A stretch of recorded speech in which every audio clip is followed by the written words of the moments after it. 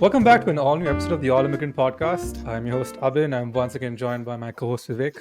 How are things, my friend? I know we're both going through the trials and tribulations of allergy season right now. So, how are you feeling this morning? I'm feeling a little better than I was last week, so that's good. But still stuffy nose and still, this common cold takes like 10 days for it to really go. Today is day 10, Yeah. so hopefully it goes away. Let's see. But I'm Mm. doing okay. How are you doing? Me, not so good, man. I'm trying to get through this episode. I've my allergies have been bouncing back and forth for the better part of this year. It's been a bad year in terms with regards to allergies, and I think I'm on the fifth day of this right now. Oh So man. it's just a lot of medication and just trying to get myself through. So um, it should be better. I think I am feeling a lot better today than I was yesterday. So Good. hopefully we're out of this soon. Good. Well, we have an amazing guest with us today. I would like Mhm. to introduce Lamia Soliman. So Lamia spent 13 years of her initial formative years growing up as an expat in Saudi Arabia. She went back to Egypt with her family for her university, where she graduated and she worked in investment banking for close to 6 years. She then moved to the US in Boston, where she went to Harvard Business School for her MBA. She's class of 2014. Once she finished her MBA, she moved to Dubai, where she stayed for 7 years and did a mix between mid cap private equity and in house corporate development for a company, DP World, which is one of the leading flagship government owned entities in the UAE. After spending 7 years in Dubai, she moved to the UK a couple of years ago, where she got married, and her partner lives in the UK. She's been there for a couple of years. She works in M&A and strategic finance. She's currently the chief growth officer of ICAS, which is acquired by Lyra Health. It's a mental health care B2B company. Lyra Health is one of the leading provider of workforce mental health benefits, serving 4 million global employees and their dependents. Wow, that's quite a mouthful. Welcome to the podcast, Lamia. We're so happy to have you on here. Thank you, Vivek and Naveen. Thank you very much for that great introduction. Sounds like I'm listening to somebody else's life entirely. So, thank you. No, but that's really something. I think I counted five different countries You moved in your life. Yes, That's yes, that is something. yes. Well, clearly, Yeah, I that's mean, amazing. I think we may be dispersed across several continents and all, but we're all struggling with allergy season at the moment. I heard you both speaking at the start, so I'm in the same camp. So lots of similarities despite the different geographies. Poland Yes, comes for us all. At least for me, Poland comes when wherever you yeah. are. Well, I mean, I wanted to start with, given that Vivek just mentioned the number of countries that you've lived in, and some of the initial years you spent in Saudi Arabia. So, could you tell us about what your experience was like growing up in the Middle East? My experience growing up in Saudi was quite unique. I think talking about Saudi Arabia now to many people is a lot different than talking about it a few years ago. I think people are hearing about Saudi now and a lot of its reform plans, and it's a lot more in the news in terms of mega projects and events taking place there. But growing up there in the 90s and the early 2000s, and traveling anywhere else in the world, I still had to explain to people that there's a lot of development happening there, that we're not all moving around on camels and it's not all sand and desert and whatnot. But I think what was great, I was in Saudi basically because my father was working there as a doctor, and we were there for I always say most of my formative years, so most of my K-12 education years. And it was a fantastic experience for me. In all honesty, I think there was a big expat community, and there still is in Saudi and the rest of the Gulf countries in general. And the benefits of that is that from a very young age, you get to interact with people from lots of different countries, backgrounds, belief systems, and whatnot. And you don't you there isn't everybody is a minority in their own way, and so you really all come together, and it allows the fostering of very deep relationships. So most of my best friends and connections until today are from my school in Saudi. I'm even still in touch with some of my teachers from there. It's just a very close knitted community that you end up developing. And I didn't realize this until much later on, but I think it made me think of diversity as a key, or a given in everything that I do in life. It's not something that's a nice to have, that's part of a DEI initiative that companies talk about now. It's really in my DNA from my initial upbringing. That being said, I mean, Saudi had its restrictions at the time. It was also a very interesting place to be. There were limitations around, women's freedom of movement. Women were not allowed to drive then.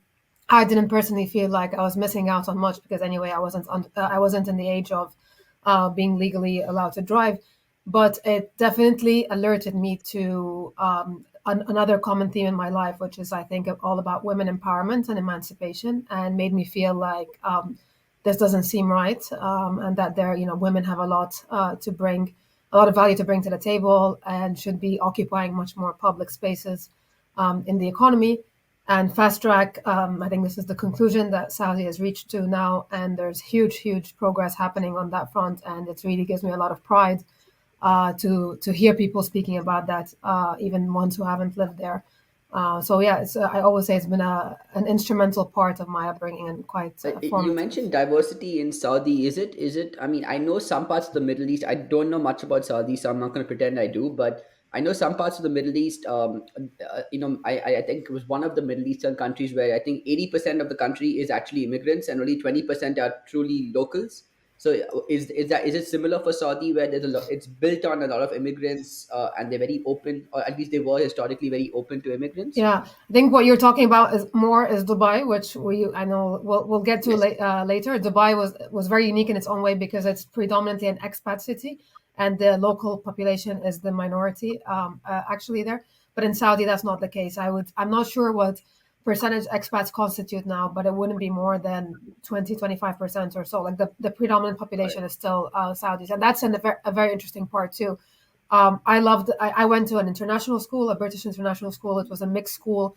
So I didn't feel like, I was struggling in that sense. I was very privileged to be able to go to these schools, to be able to live in what's called compounds or gated communities that were created for expats to be able to give the semblance of quote unquote, a normal life for people while they're living there.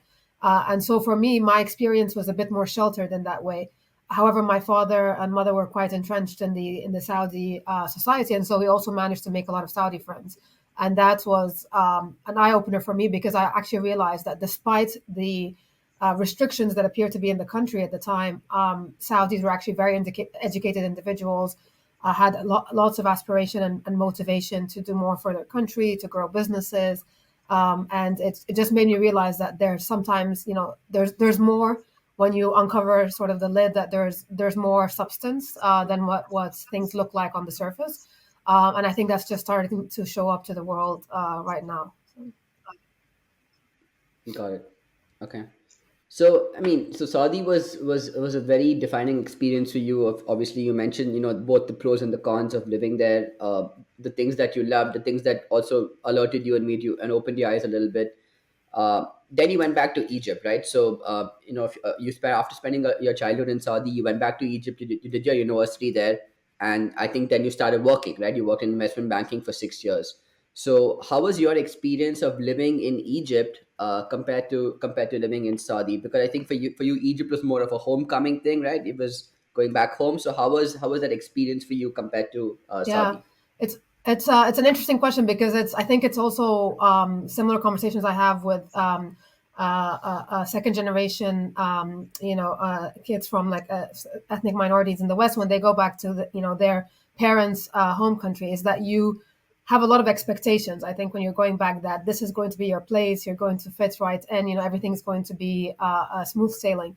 And I'd lived in Saudi on the stories of my parents, growing up in Egypt. I'd left Egypt when I was very young, so I didn't have an active memory of my time there. But I lived on their stories of what university was like, what the society was like. And 30 years or 20 plus years had transpired since then they were in university and since I ended up there. So there was a lot for me to reconcile with. I loved being back. I love being in a place where I'm around everybody. I don't need to define who I am. Everybody's kind of Egyptian, speaks the same dialect. looks similar, whatnot. But then I quickly realized that I'm in some ways I'm still seen as an outsider because I haven't gone through that schooling system in the country, and that there were set communities already starting to form, and you can see that clearly in universities. So it wasn't as easy an experience as I anticipated it to be. It was a bit intimidating for me in the university at the start until I found a group that I sort of naturally gravitated towards. And ironically, we were all people who lived in other countries and had gone back to Egypt. So I think we had that shared experience among us, and, Yeah. and, and we found that we found our comfort and relatability there. So I think that was I think that was a bit of the challenging part. It shifted quite a bit once I started work, because I think once you get into the workplace, it starts feeling like you've got more of your own independent rhythm of things. But even with work, I started out in investment banking with one of the leading companies in Egypt and the Middle East, now called EFGRMS. And I remember showing up the first day in the office and being told, not in a rude way or anything, but how did you make it here again? I realized out of the analyst pool at the time, I was the only person that came in through the HR, the formal HR process. Everybody else was a referral from people who are working in the organization, that are based on acquaintances of similar social circles or similar schools or whatnot. So it was that theme that I'd experienced in university was kind of continuing into the workplace, and again making me realize that I still don't have my community. I'm still trying to figure out who I am in my home country, which is a bit more of a tricky question to sit with, I think. And then slowly afterwards, I started feeling like right at home with the group that I was working with, and again they've become very close friends to me till today even. But it was a very interesting experience. Yeah. I guess a lot of, I mean, from a cultural standpoint, getting like a lot of what you said kind of hit home for us as well, in terms of like getting into organizations that are primarily referral heavy, especially you're kind of seen as the outsider, especially, and then even if you are somebody that's grown up probably with the same values as everybody else who grew up in the country, but you grew up outside the country, it's a harder. You're always viewed as some sort of an outsider. Even I would say go so far as to say that life kind of tends to move on. So as people like Vivek and I, we left the country for a period of time, and every time we've gone back, we've noticed a significant change because life moves on, and you're perceived as this person that won't really be that hasn't been around for these experiences over the last few years. So you can't really. So they think you don't connect with them as well as you should. So I understand there's a bit of a gap there. Yeah. But there is some truth to that. That we, I mean, it is true, Abin, that I feel like there is truth to that in the fact that we don't connect entirely because we have seen and lived in a different world, right, for a few years and or for a period of time. And a lot of things that even today, when I go back to India, right, a lot of things that I notice and observe are things that I personally cannot connect with anymore. Like something as simple as having full time help in the house, right? Living in the Mhm. US, it's not something that I don't personally connect with anymore. But I go back home and I see my parents and I see my friends living with that. Hmm. So for me, that is. I mean, that's a basic example, but there are many such examples that I'm not able to necessarily connect with. So I think there is truth to that. I completely agree. I've given this topic actually a lot of thought myself. And in the beginning, it used to feel, a bit intimidating, this whole leaving and coming back and leaving and coming back, because it's, as you're saying, I mean, like, you feel like you've changed, and then you come back, and people have also changed, or things have moved on, and you don't know where you quite fit yet. But I've started looking at it quite differently. I've started seeing it as more of a positive, in the sense that every time I leave and come back, I've also it forces me to sort of be on a continuous learning path. You have to unlearn certain thoughts or conditioning that you had around what your community was like, or what your home country is like, or how things were typically done before, and then you relearn new concepts, because also things are fast evolving back in Egypt. Every time I go, even on just holidays or trips, I'm like, wow, things are really changing fast. Oh, I didn't know that this existed here. So you realize that you're constantly learning and unlearning. And I think this makes me realize that that's one of the best benefits of people who have lived in more than one place and have sort of tried to fit in more than one place, is that you're agile. You're constantly you're easily able to adapt to the environment that you're in. And this is the constant feedback also that I get at work. One of my previous managers said, Lamia, every situation we throw you in, you just you just figure it out, and you're good to go with whatever nationality, with whatever in whatever context. And I think that really is because of those experiences of packing up and leaving and moving from one place to the other. So Absolutely. Absolutely. And I think, when you like, I think when you go into business school or something, I feel like then you meet a bunch of people who are like you. And that might be the first time where you actually say, hey, I'm not the only one in this, I'm not the only one with this, what you thought was a very unique, different journey. There are a bunch of people who have done this. And then you feel, oh, there's collective home. And I think Abhin is kind of moving towards that. But yeah, I Yeah, think that is yeah. I was about to bring this up. Speaking of adaptability, about trying to find your space and trying to do the best work you possibly can. Investment banking can be grueling. It can be a very grueling experience. I have a partner who works in investment banking. I know what her hours are like, and at times you kind of feel like you're hitting a wall when it comes to growth. And much like us, like for me as well, I worked in marketing for years and then felt like I was not growing personally. So I moved to business school, and I think in your case, you moved to a much better business school than I did. You went to Harvard. Could you talk to us about what made you decide to pursue that MBA? What the experience was like getting it, and then when you got there, what was it like for you, both from a personal perspective as well as a professional yeah. perspective?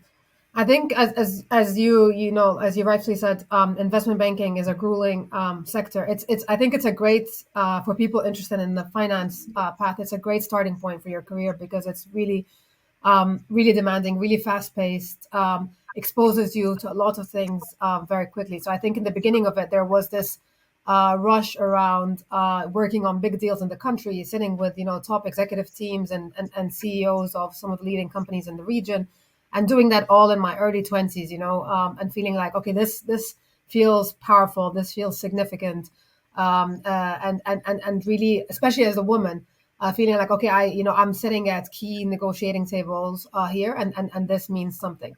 I think after a period of time, though, you feel like the learning curve flattens out a bit. And then I think I always had it at the back of my mind since my schooling years that I wanted to try to do to have a career path that is more linked to impact or mission driven elements. And I think with investment banking, I couldn't, I would do some activities on the side in terms of volunteer activities or so, but I couldn't reckon my own like values or key drivers with what I was doing. Obviously, the pay was really good, so they know how to keep you in the sector for a long period of time. But the ultimate trigger came with the Arab Spring. So I was working in Egypt in the company at the time when the Arab Spring happened. So this is January 2011, and the thoughts had been there in my mind, but then everything came to a standstill with the uprising in Egypt. And there was an 18-day period where literally we were shut off from internet. There was nobody out in the streets. There's people demonstrating in Tahrir Square. We don't know what the future is.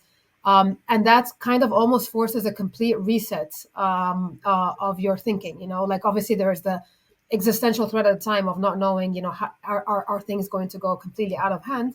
But then when things started calming down a bit, it made me realize, like, I don't want this. This movement started because of fundamentally social inequality, and because there's a lot of economic problems in the country that are unaddressed. And I want to expand beyond what I'm doing now.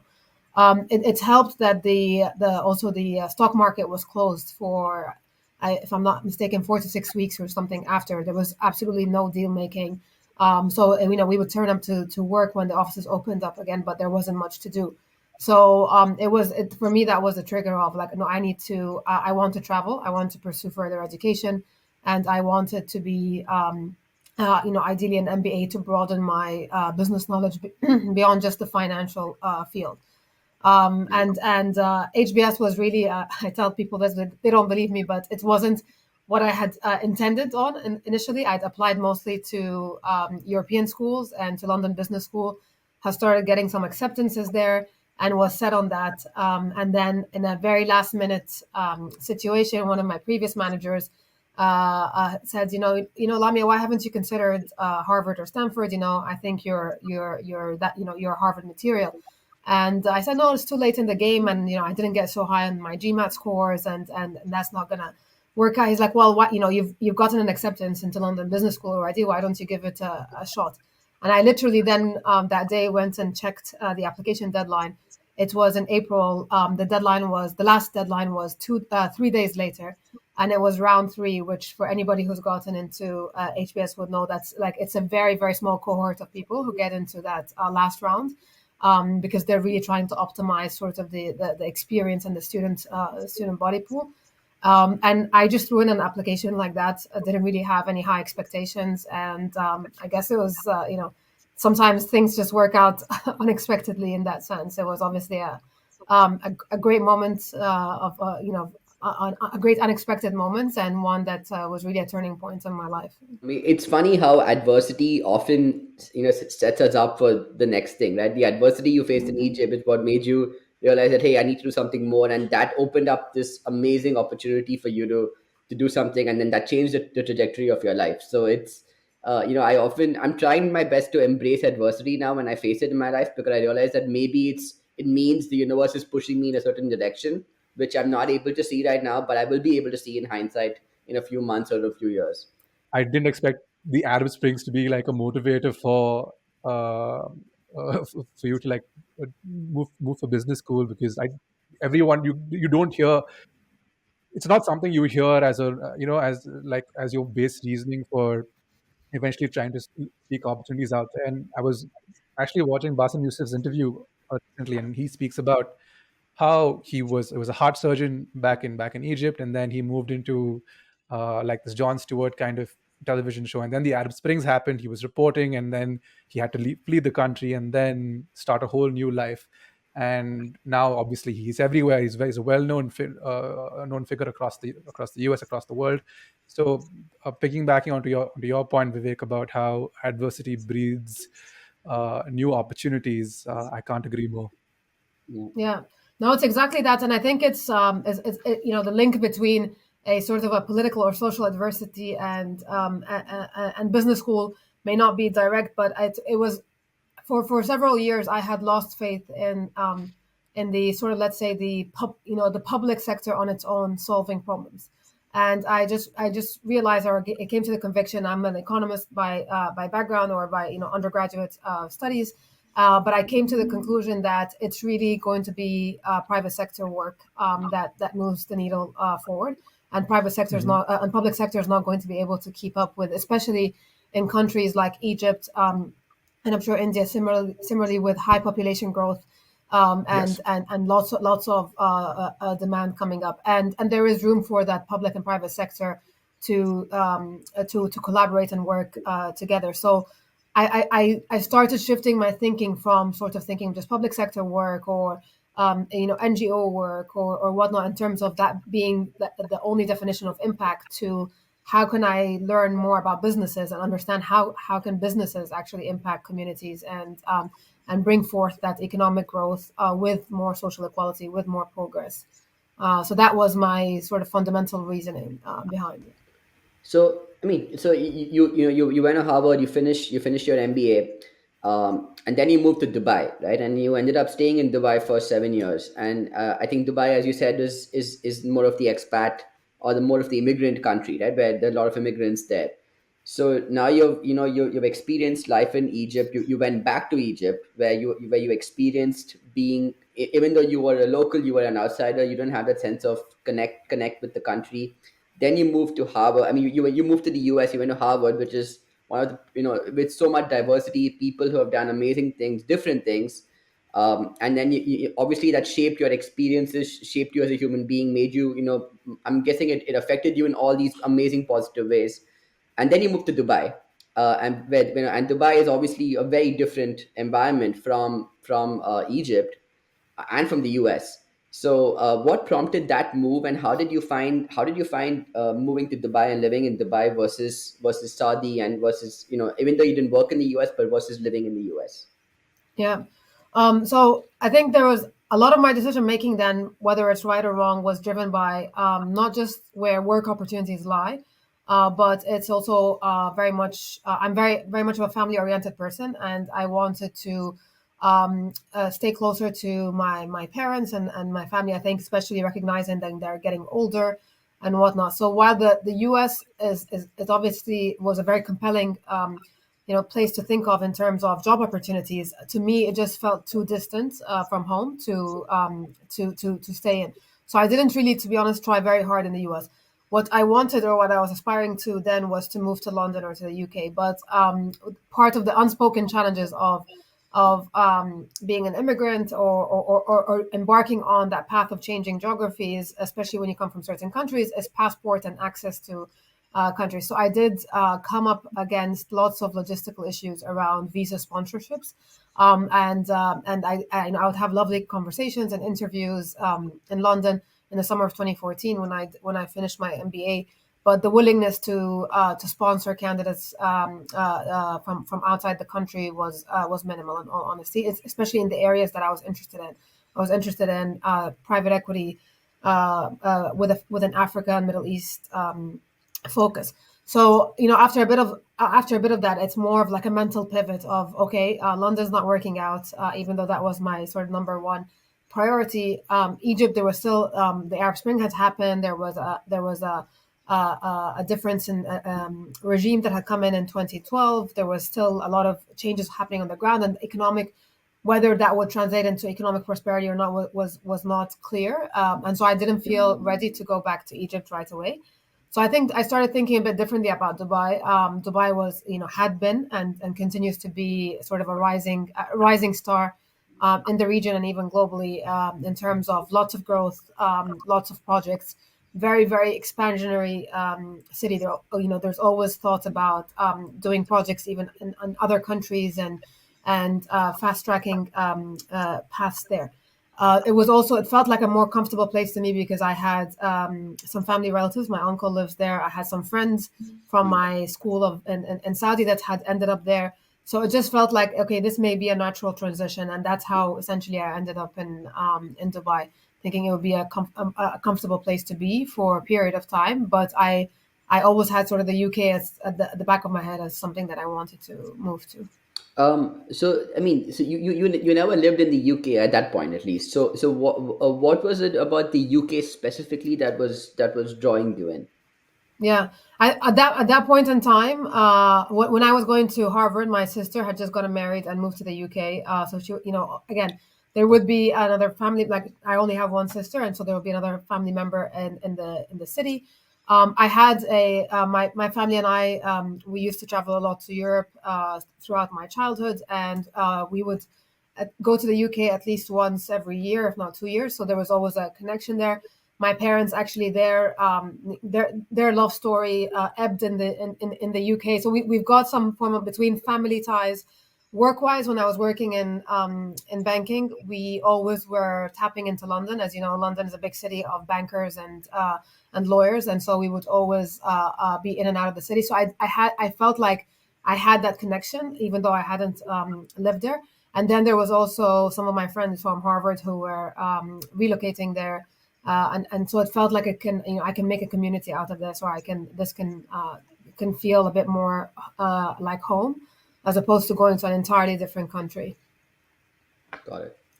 I think that plays a huge part in terms of your success as well, because that a lot of people, I think I'd probably put myself in the bracket where you derive strength from being close to your family or being close to people you love and know, because you're always there's that support system that exists. Even it may not be in the same city you are, it may not be in the same country, but if it's adjacent enough, you have that sense of comfort that keeps you going.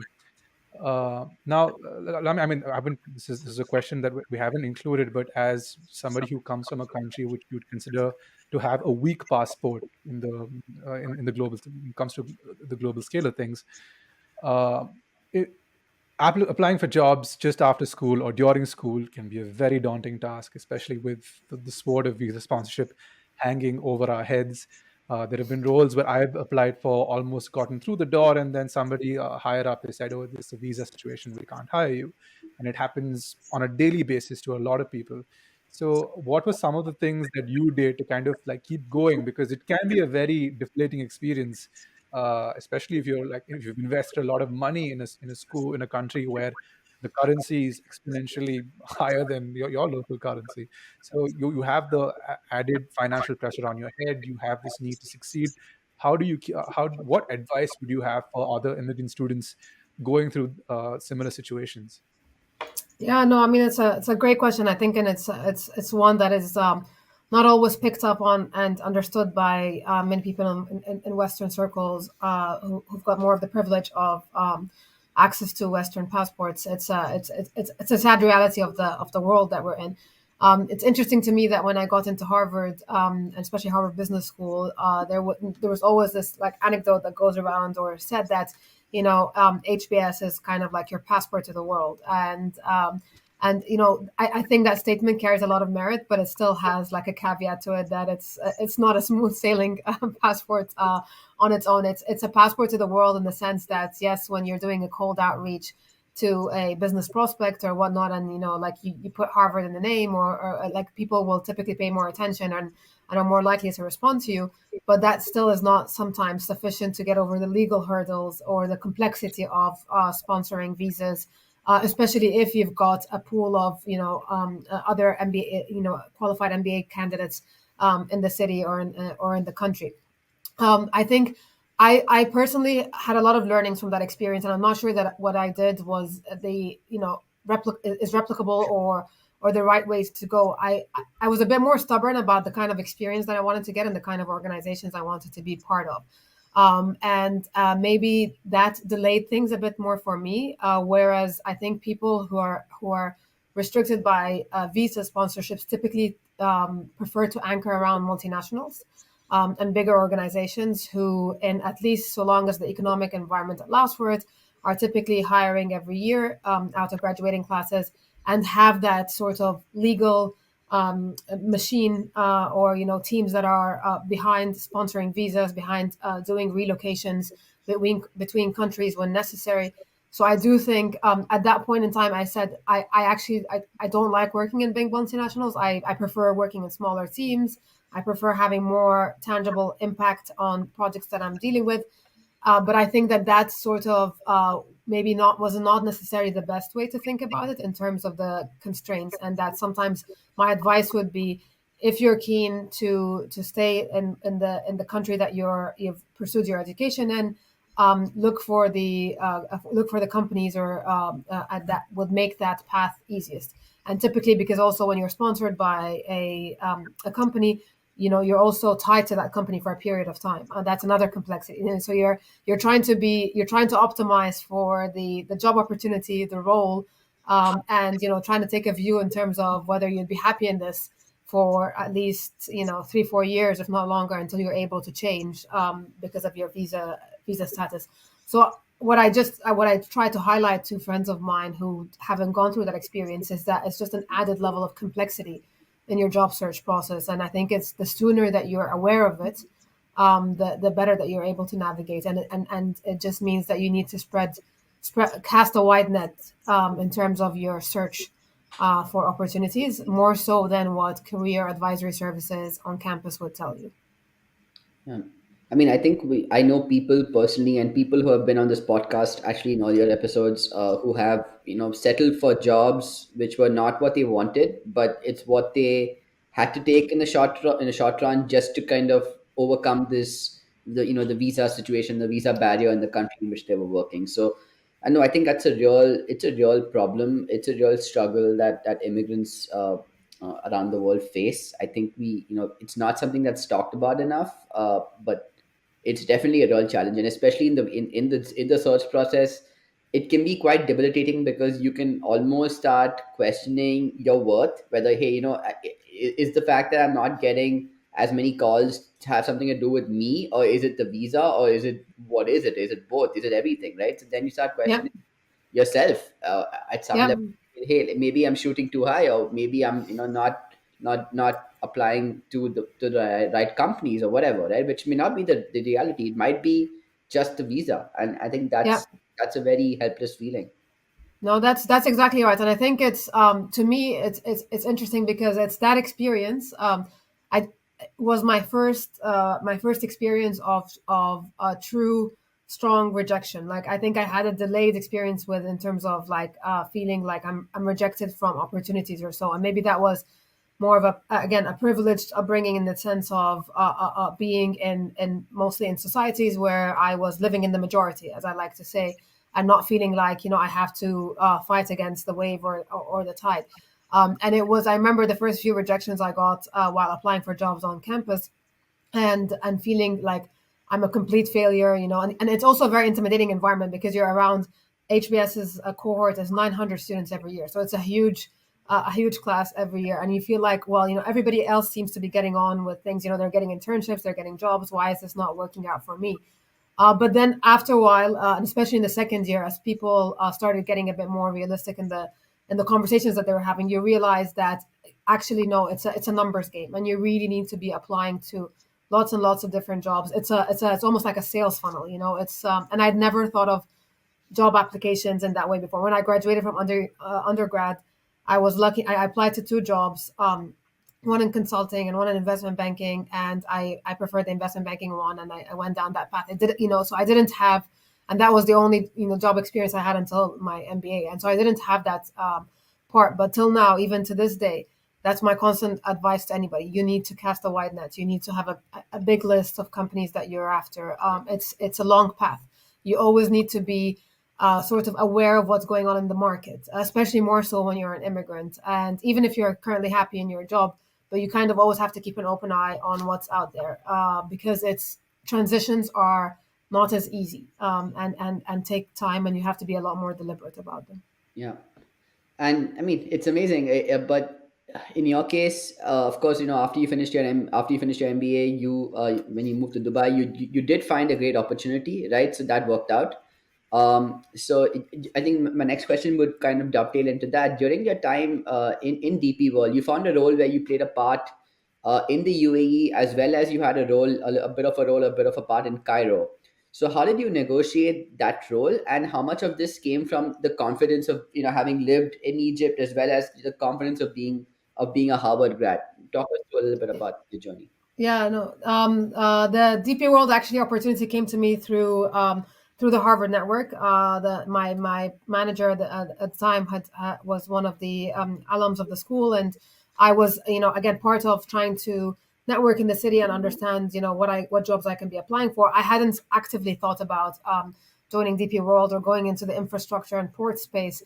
And we were having just a coffee chat about what opportunities I can go after in the city, and he said, well, I'm looking to build my team. We are quite expansionary. We're trying to look for a lot of projects in the Middle East and Africa.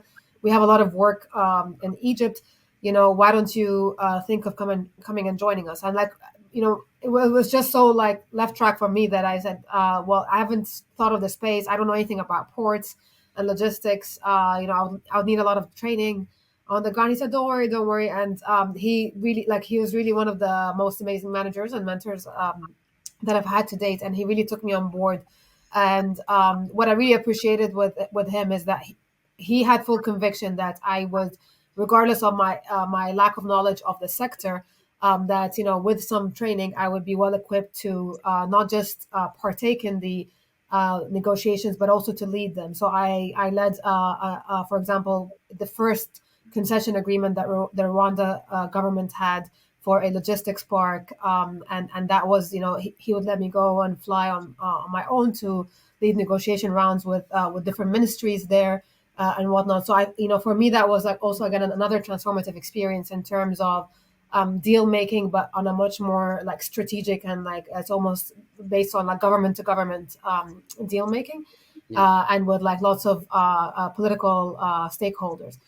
So I think like demonstrating a lot of these, going back on these to the going to these trips and coming back and him seeing that I'm able to move the deals across gave him conviction that anything in Egypt. It was a mega project that the company was trying to negotiate with the government, and he said, "Well, I can't think of a better resource to allocate to this than you.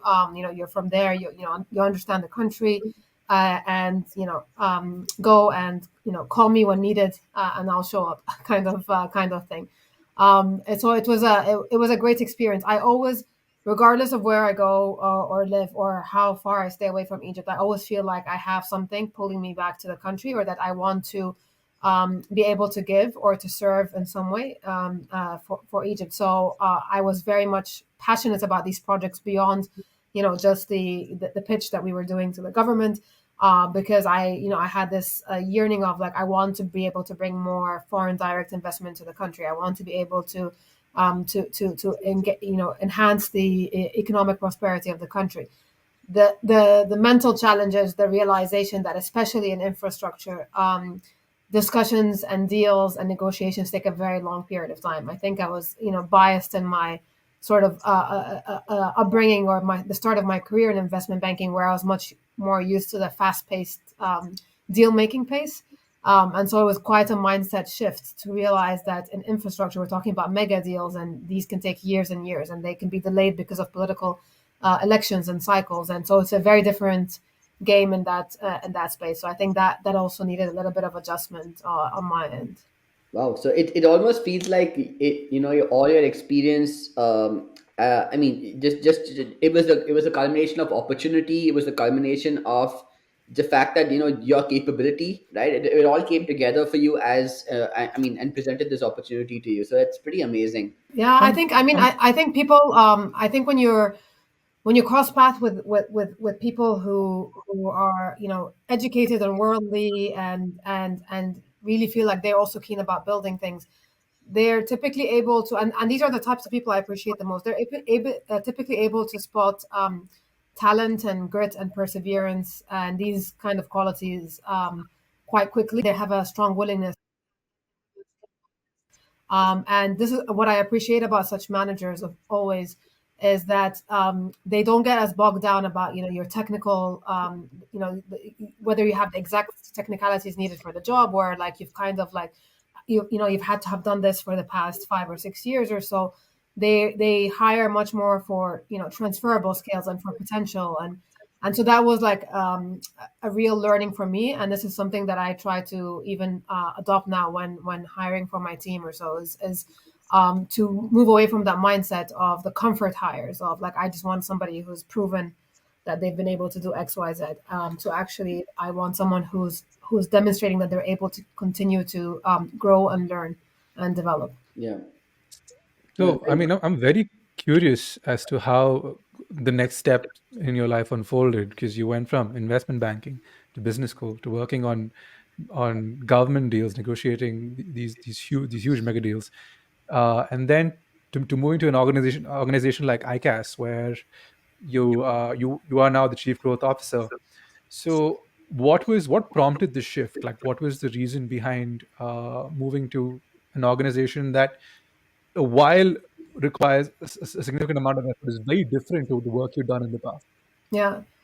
So what prompted the shift? Again, most of the pivots or the shifts in my life have been more for personal or family reasons, more so than they have been purely career driven. So what prompted the shift was a move from Dubai. I need to move from Dubai to the UK, and that was around meeting my partner, and now husband. And he's a surgeon in his last year of training with the NHS.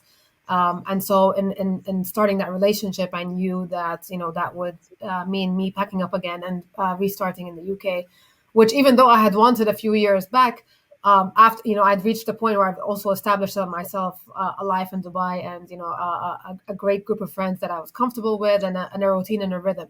So it kind of felt like, oh, all over again. I have to go through this.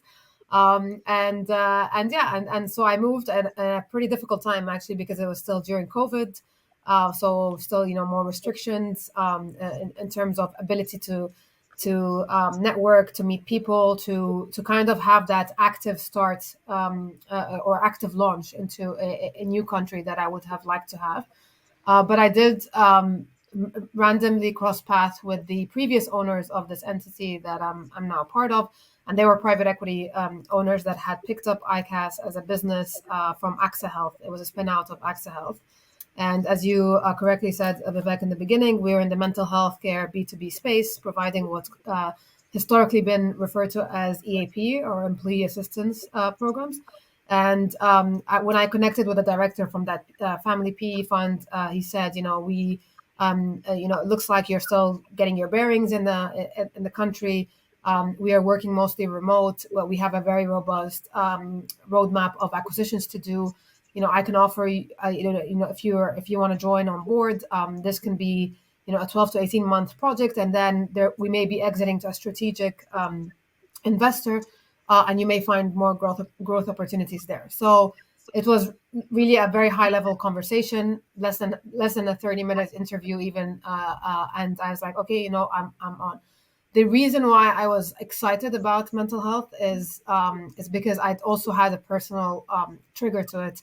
And that was in late 2019. I had lost one of my dear friends to suicide, unfortunately, and she'd been struggling with a severe mental health disorder for a long period of time.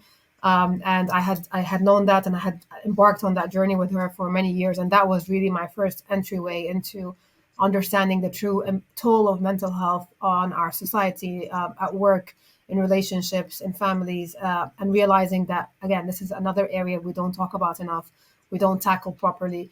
And it got me thinking, what can we do about this? So I had already had like that hook to mental health, and obviously COVID itself was a very challenging time for everybody.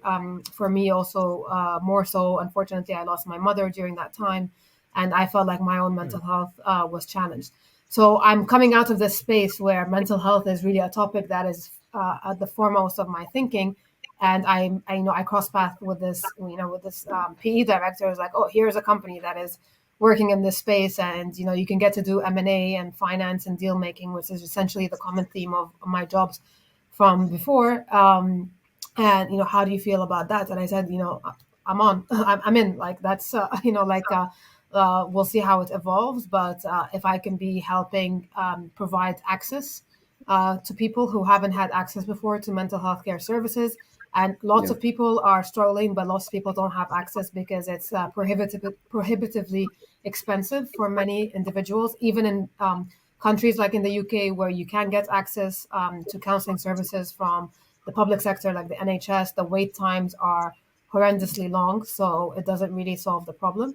So I was really driven then by the mission element of the organization, and that's how I've ended up here. Wow, awesome. So that's amazing. Sometimes it's more about the company than the role itself, because you believe so much in the company and and the space in which your company is, and you connect to that space. So that's truly amazing. Yeah, it was more exactly. It was more about the mission and the vision of the company. And then a couple of months later, after I joined, the exits had happened to Lyra Health. And as you were saying earlier, Lyra Health is one of the biggest players in the space, based out of San Francisco. It was started by the ex CFO of Meta, David Ebersman, and had been around. It's been around for almost 9 years. It is a pre-IPO stage company at the moment. But again, it's all about that fundamental mission of bringing more access to employees and their families, Yeah. because a lot of our offering to customers or to companies is for not just for employees, but to dependents also, in order to be able to access mental health care services. And it's a very rewarding process here, because it's kind of coupling my technical skills of finance and deal making and everything that I've, the common theme of what I've been working on in my previous jobs, but also being able to feel like there's a palpable difference or change that we're able to make in some people's lives. And we always have these sort of case studies around, certain success cases that we have worked on as a company. And when you hear those stories, it really makes you feel like it's something to look forward to and wake up to every day. I mean, it's such a beautiful journey, your career so far, and I'm super excited to keep following this and see where it goes. It sounds like an amazing journey. Um, I have a question around just the fact that you've lived in so many different countries, and I think you worked in four of them. You lived in five, but you worked in four. Um, so I guess my question would be around that. We spoke a lot about the differences in each of these countries in terms of how life was in each country, but maybe tell us a little bit about the similarities between working in these four different countries. Yeah. I think, yeah, as you're saying, I think when people talk about work experience and living in different places and different countries, the focus of the conversation is always around the differences, and especially the cultural differences. And obviously, there's a lot of that. But what I found over the years is that there's actually a lot more similarities than people think, and that's ultimately because there's a shared humanity, or there's a shared elements of people having similar desires and needs and motivations. And when I walk into a room in a new setting, or let's say in a cross-border M&A deal, whether I'm sitting with Swiss or Mexicans or whatnot, which is our countries where I've done deals in the past 2 years, it's it I think what I try to do is find out more about the people as individuals. I try to strip them of their labels, and of the label of where are you from, and what do you stand for. I try to understand on a more of a interpersonal level, what are you motivated by, what are your passions here, what are you trying to solve for, what does success look like for you. And I think when you start having those one-to-one interactions with individuals, there's a lot more similarities that come up in the conversation than differences. And I find that that's been instrumental in terms of changing even the negotiation mood or dynamic in a room. Because people come in and they are very defensive and apprehensive and thinking like, oh, I'm negotiating with the Swiss. The Swiss are known for XYZ. I'm doing this, and then all of a sudden you're able to kind of break through these stereotypes or these quick boxing up of people, and then realize actually everybody, after a long business day or a long day of negotiating, when they go out to dinner, everybody wants to talk about their kids or their dogs or their passion projects, and that's a shared similarity across, no matter where you're working in the world. And so I really started approaching different work contexts and countries in that sense. The other part that I realized is, again, people would sometimes flippantly in conversations talk about, oh, this nationality, they're known to be a lot more hardworking than this nationality, or these flippant comments that people conversationally make, and that they tend to anchor stereotypes.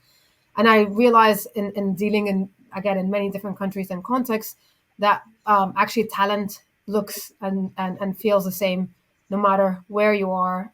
If you develop your ability to spot talent and to spot people who are have the right motivations, have the perseverance, the grit, and the right mindset. And I think for me, one of the most important things, which I think is continue to learn and evolve and not be stuck to your ways or to your frameworks, and have a willingness to learn and unlearn. And when you spot people like that, it doesn't matter, where they're from or where they live. They tend to all think the same and anchor around and get excited around Yeah, similar ideas. that's amazing. Yeah, it's all about the attitude. I mean, it's the attitude, and it's about building trust. It's about building trust with people you're interacting Yeah. with, and I agree. What you said about removing the labels of stereotypes. I think that's super important, because it helps you look at the individual as an individual and not a culmination of then their nationality, their identity, and all of the other stuff that we tend to associate things with in a very subconscious level. Exactly. That's amazing. Speaking of, I think with this kind of leads really well into our last question, and I know you've answered this question with regards to immigrant students. Generally, with for immigrants working across the world, wherever they are, what would your message be to them? Be it immigrants who have already made the move and are in the thick of things, or immigrants who are on the verge of making the move and and are about to experience a whole new life. I mean, it's a challenging question because it's I think a lot about the title immigrant. Now, interestingly enough, when I was getting married and moving to the UK, I told my husband I know I'm moving to the UK. Theoretically I'm going to be an immigrant, but I don't want to think this way because I want to still feel like I have a path to home and I have that connection and I'm back and forth, and also because to be honest, we can't hide away from it in in the Western world, in the news media cycle. And there's such a negative stigma about what immigrant the word immigrant stands for and means, and so you feel like you're fighting against the wave of immigrants are this parasite in our society. That there's this not I'm not saying that everybody thinks this way, but it's definitely that tone is more pronounced in certain environments or forums, and I think my thinking on that has been similar to what I was saying earlier, that sometimes removing the label of thinking of yourself as an immigrant, even as you're taking the steps, can be more freeing. And saying, recognizing that it's going to be a difficult journey, because moving from one place to the other, you're leaving behind communities, you're leaving behind comfort zones, you're leaving behind set ways of doing things, and you're going to be learning and adopting new ways. And it's never going to be comfortable. There's always that transition period. Oh well, I'm an immigrant, this opportunity is never going to come my way, or I'm a female, this is never going to happen. I found that sometimes that puts limiting beliefs and on myself or on my thinking in terms of what is possible.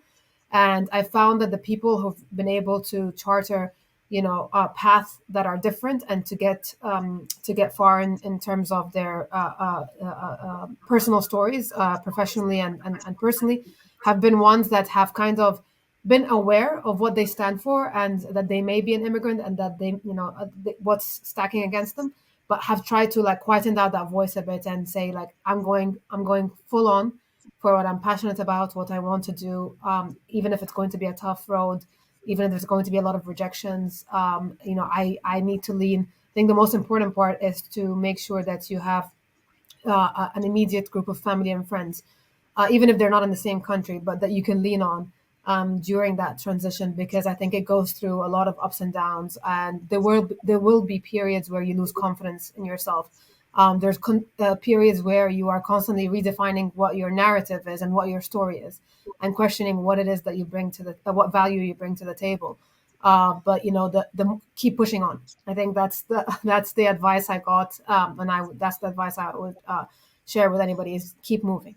In moving, you're already proving your resilience, and your persistence is showing, and it will pay off eventually. That's a great message to leave with. But really, thank you, Lamia. I really enjoyed our conversation. Thank you for being a part of this podcast and being a guest here. A lot to take on, a lot to reflect for me personally. I mean, I'm also an immigrant, also traveled, also moved around. So it's a really nice reinforcement. A lot of the things you said hit home with me very personally. So for me, it was a very enriching and exciting episode. So thank you for being a guest with us. Thank you both for your time for this. I love the idea of your podcast, Vivek. When you reached out, I was more than excited to jump on right away. I've heard a few of your previous episodes, and I think it's a great story you're trying to build here. And I look forward to continuing to hear future episodes of yours. So thank you for having me on.